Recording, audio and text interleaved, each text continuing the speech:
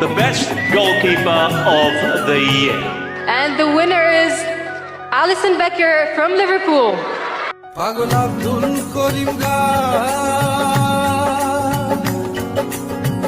ভুলিতে পারি না আমার মনে যারে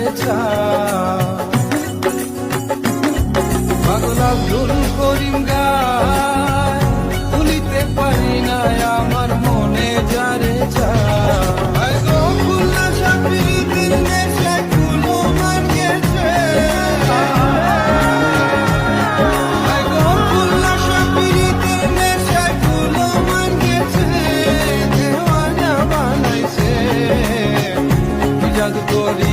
বন্ধু